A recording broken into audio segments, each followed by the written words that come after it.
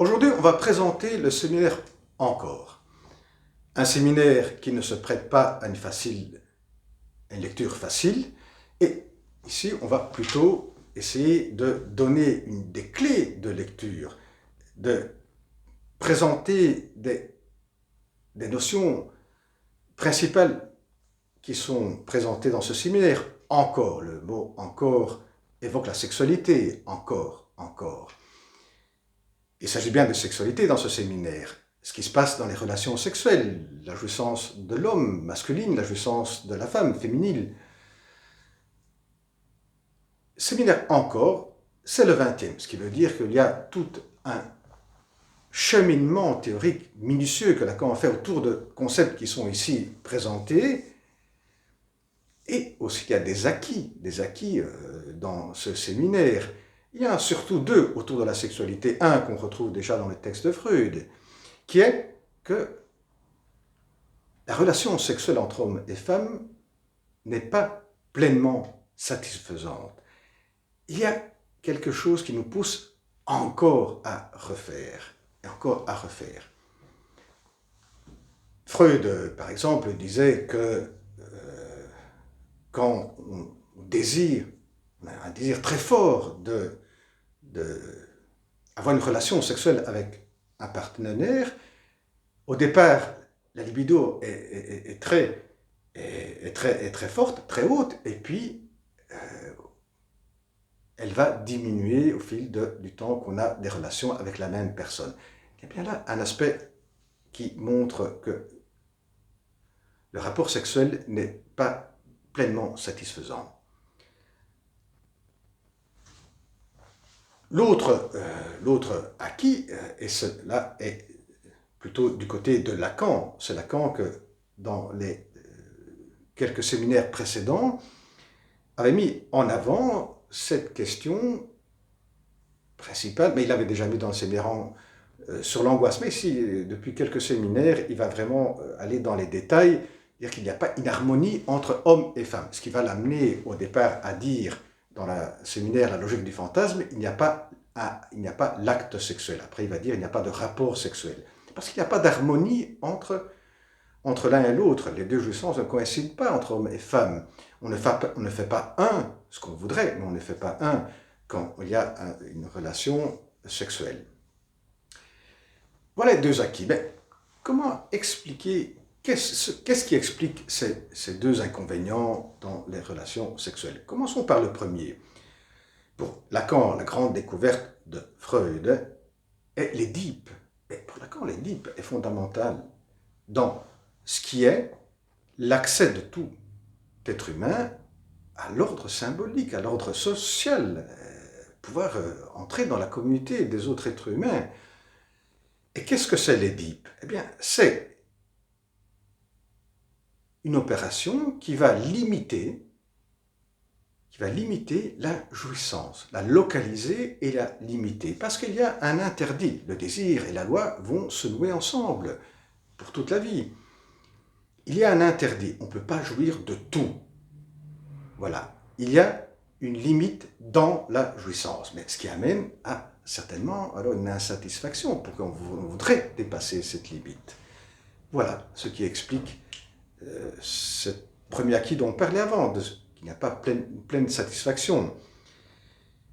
Et qui va opérer et dans quelles conditions va opérer cette limitation de la jouissance? Eh bien, c'est le père que concrètement, dans les premières années, l'enfant qui est fort dans la relation avec la mère, qui veut faire plaisir à la mère, qui veut que la mère soit satisfaite, et donc être le phallus pour la mère. Bien, l'opération, la fonction paternelle du père aussi concret, en chair et os, est de séparer et de limiter la jouissance de l'enfant.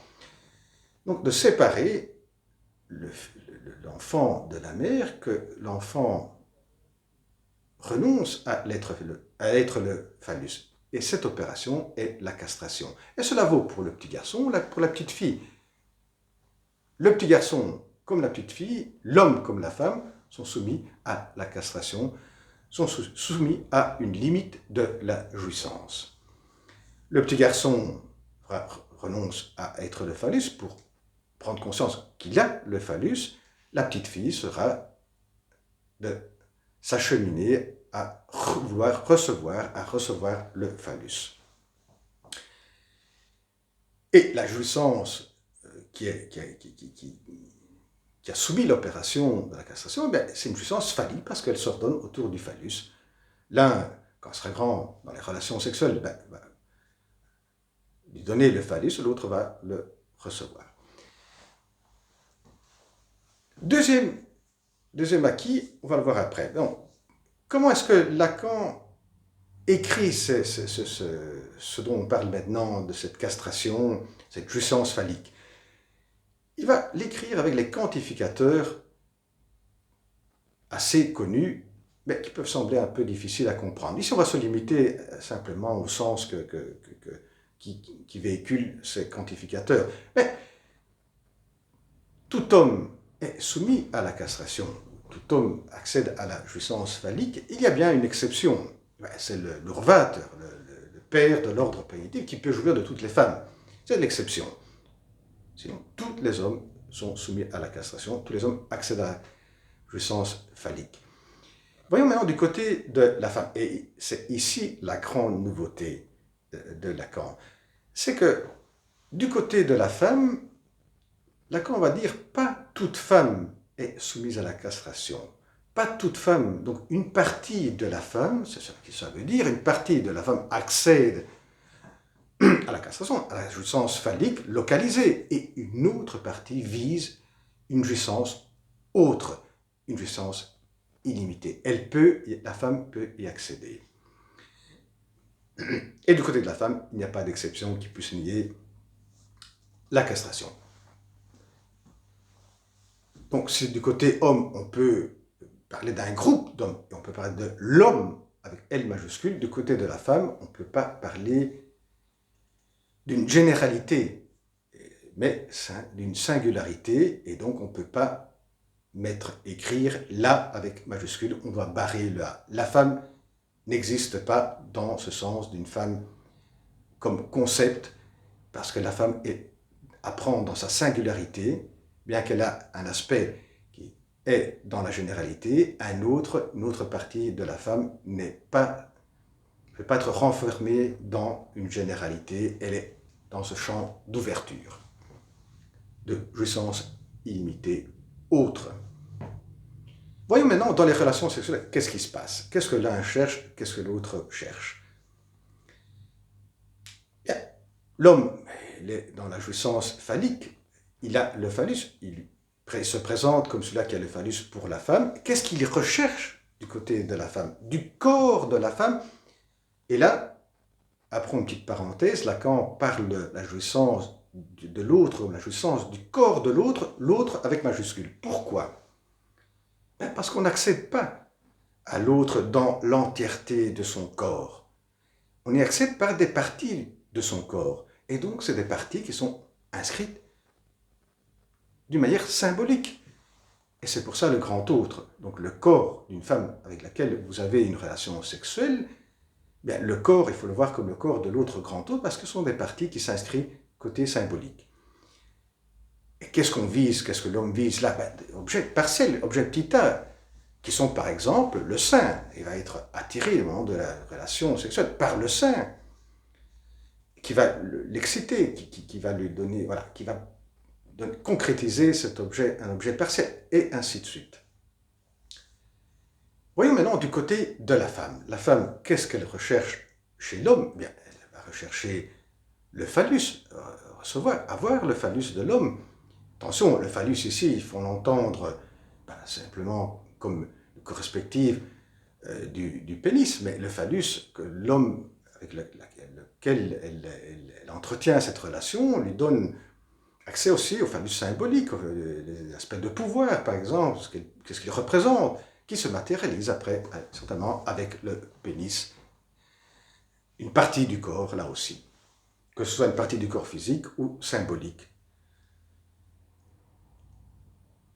Mais la donne accède également à elle vise également une autre jouissance qui ne s'inscrit plus dans le registre du langage.